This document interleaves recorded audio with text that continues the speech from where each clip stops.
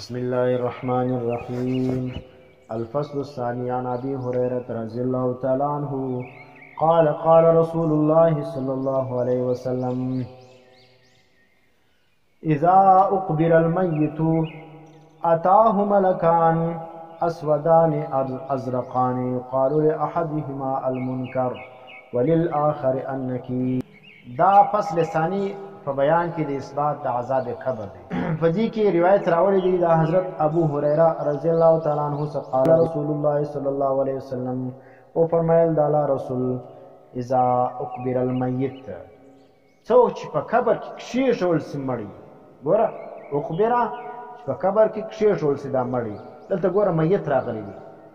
دا خلک چې وایي دا په علین او په سجین کې دا سوال کیږي، نو دلته ګوره نبی علیه السلام څه وایي چې دا مړی میت هغه ته وایي چې په هغه جسد کې څه روح جلا سي، یعنې چې جسد کې روح موجود وي هغه حیات وي، او چې د روح د جسد څخه جلا سول بیا میت سولو، وینې بیا په دغه تعلق باندې بیا برزخي ژوند راځي. د چا د روح چې تعلق راسي د بدن سره، هغه دې تعلق دی چې موږ نه پوهېږو، او په قبر کې چې کوم حیات دی دا ژوند دی، دا برزخي ژوند دی، په دې موږ نه پوهېږو. په هغه تعلق د روح د جسد سره دا برزخي دی، په دې هم موږ نه پوهېږو. وینې هغه ژوند دنیوي نه دی، د دنیا ژوند نه دی چې موږ په هغه باندې پوه سو. مارته لکه سړی چې بیده وي، اوس یو څوک بیده دی، اوس د هغه په هغه په حال باندې موږ نه یو خبر چې ډېر ښه خوب ویني که بد وي. کله کله هغه ډېر ښه خوبونه ویني، وینې کله کله هغه بد خوبونه ویني، لیکن د سیډ والا ملګري ته دا حال نه معلومېږي. نو دا به نه کوي چې دا چیز دی دا دنیوي ژوند دی، یا دا چې کوم دی هغه دا تعلق نشته. موږ څنګه موږ نه لیدلي چې په قبر کې پر چا باندې چې کوم دی هغه ماران پراته وي، لړمان، دا رقم واقعات چې کوڅه ډېرې، لیکن عام طور په دا شی نه معلومېږي. وینې یا هلته اور چا نه لیدلی، وینې یا هلته ماران لړمان هر څوک نشي لیدلی. نو دا چیز سلو نو څوک چې په قبر کې کښېښود المیتو مړي لره اتاه ملکان راسي دې فرشتې اسودانې تورې وي ازرقان. ازرقان څه معنا؟ ازرقان چې کوم د شنې ته وایي، ازرقان اعینهما، تک شنې سترګې وي. دا شینوالی د سترګو دا دلالت کوي په دې وحشت باندې دغه شي. وینې ور په قبر کې تیاره ده او بیا تورې فرشتې وله راسي او تکې شنې سترګې هغه بریښ په تیاره کې. یقال لاحدهما ویل کېږي یوه د دې دوو لره المنکر، یوه ته منکر ویل کېږي. وینې منکر چې کوم دی دا مفعول من انکره بمعنی منکر هغه ته ویل کېږي چې هغه دا رقم ناولد دی چې څوک یې پېژني نه. یو دا رقم یې سړی ناولده خو وي لیکن لږ تعارف ورسره وي. نکیر چې کوم دی دا فعیل دی، دا هم په معنا د مفعول دی. منکر او نکیر داسې فرشتې دي چې څوک یې پېژني نه. یوه ته منکر ویل کېږي، بل ته نکیر ویل کېږي. فیقولان، نو وبوایي دا دواړې فرشتې: ما كنت تقول في هذا الرجل، تا څه ویل په باره د ته څه وایې په باره د دې سړي کې؟ نبي علیه السلام به وښیي. فیقول وبوایي هو عبدالله، چې مسلمان سړی عربه څوک وایي دا د الله بنده دی، ورسوله د الله رسول دی آخري. واشهدو زه ان پر دې خبره باندې لا اله نشته لایق د عبادت الا الله ما سوا دی والله. دا ګواهي به تور کوي چې ته پاسېږي، اول به د عقیده کې به ته پاسېږي.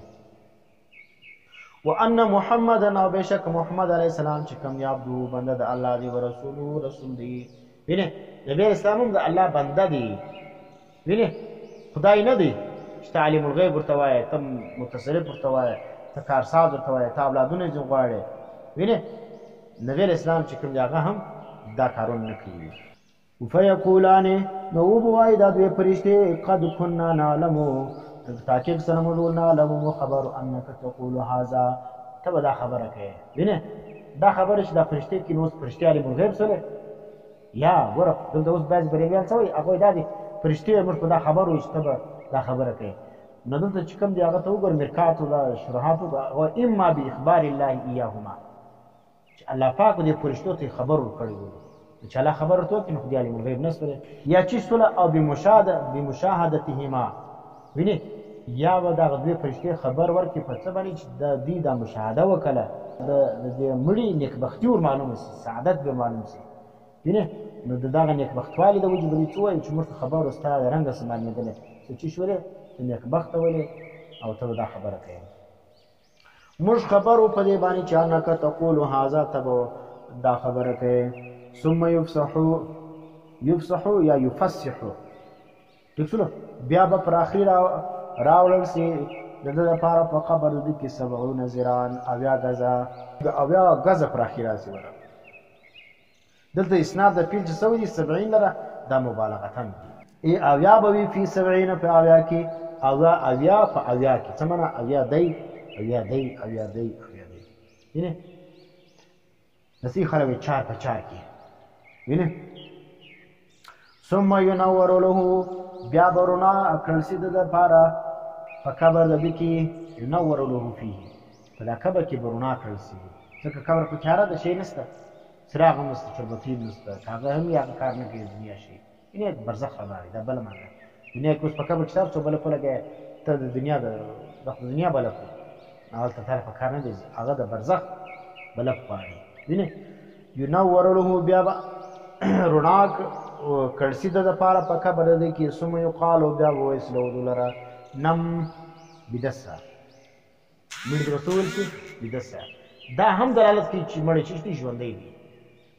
وینې په روح کې پکښې نه دی روح پکښې نه دی تعلق د روح باندې دغه مړی په قبر کې ژوندی دی ورته وویل سي نم بدسه اوس دا خبر د چا سره کېږده ته په قبر کې عذاب نشته نو دا فرشتې چا سره لګي ته په قبر کې څنګه راکښېني دا خدای شنې ډورې څنګه به کښېني په دې خو موږ نه پوهېږو مسلمان خو دغه ته وایي چې نبي علیه السلام وایي راکښېني بس راکښېني موږ نه پوهېږو نو دغه فرشتې څنګه ورننوځي دا قبر خاورې پرتې وي وینې دا چې سلو دا ګردې دا زرکم دا برزخي شیان دي په دې زموږ سر نه کړه موږ به ایمان پرې راوړو بس په دې خبره باندې بیا به وویل سي د لره نم بدسه ور لاندې کلي المیت دا مړي ته به وویل سي فیقولو دی به وایي ارجعو الی اهلي دا مړي به ورته ورته وایي چې دا کیفیت ویني چې خوشحال په امتحان کې پاس وم دی زه واپس کېږم خپل کورنۍ لره معنه خپل کوچنیانو بچیان لره زه مور پلار لره ځم اخبرهم زه به خبر ورکړم دوی لره چې زما حال چې کوم دی هغه ډېر ښه حال دی وینې فیقولانې نو دا دوی فرشتې ورته وایي نم بدسه کنومة العروس بدسه په شان د خوب د غناوي په شان د خوب د ناوې یا د چیش د زوم چې کوم دی یا ناوې لکه زوم و ناوې چې کوم د هغه د هر شي چې کوم د هغه بېغمي نو دغه مړي ته به هم وایي چې دا رقم بدسه الذي لا یوقظ الا احب اهله وینې دا عروس ته دی دا هغه دی چې نه به راپورته کړي ده لره مګر هغه ډېر محبوب د کور د کورنۍ د ده څخه ناوې او زوم چې کوم دی هغه هر څوک نه راپورته کوي ناوې چې کوم دی هغه سهار چې راپورته کوي زوم یې راپورته کوي مېړه یې راپورته کوي ولې مېړه چې کوم دی دا د ښځې دپاره تر ګرد محبوب ترین دی او که زوم بدولو نو ناوې راپورته کوي ځکه د دې دپاره تر ګرد محبوب ترین خپل زوج دی او د دپاره خپله زوجه ده نو دغه چې کوم دی محبوب ترین بیا راپورته کوي نو دا رقم دغه قبر کې دغه مړي ته هم دا ول کوي ته دا رقم داسې ستا به څوک نه راپورته کوي چې ستا خوښ هغه به دې راپورته کوي وینې حتی تر دې وخته پورې یبعثه الله چې الله به راپورته کړي دا مړی من مضجعه هغه ځای د خوب سره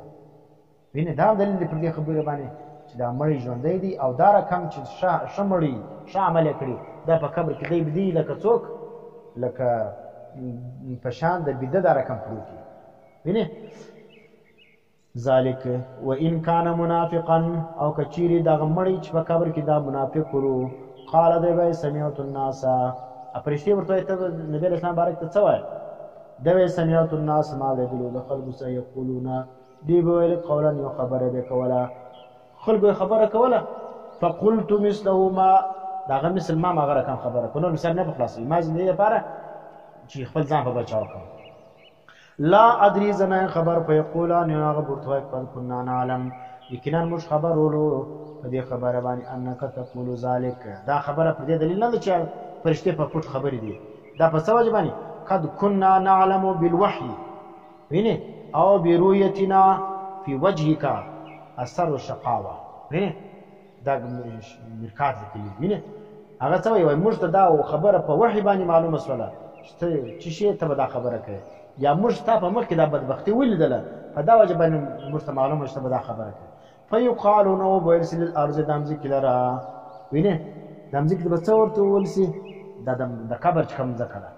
اوس دا خبره پر دې خبر دا دلیل دی په دې خبر باندې چې دې قبر کې عذاب شته په برزه دغه کې چیرې په ایلینو پسې چې کوم ځکه چیرې وله فیقال وویل سي للارض دا دلته ځکه شارحین چې لیکي للارض معنا ارض المیت ته وویل سي دا د مړي چې کوم ځکه ده التئمی راتنګه ساله په د باندې فتلتئما وینه نو راتنګه بسی علی په د باندې فتختلف اضلاعه نو ګډ را ګډ بسی دغه اضلاع څه ته وایي دا پشتي ته وایي دا پشتي دې سره یو په بل سره نه دا لکه دا ګوتې چې په بل باندې ځي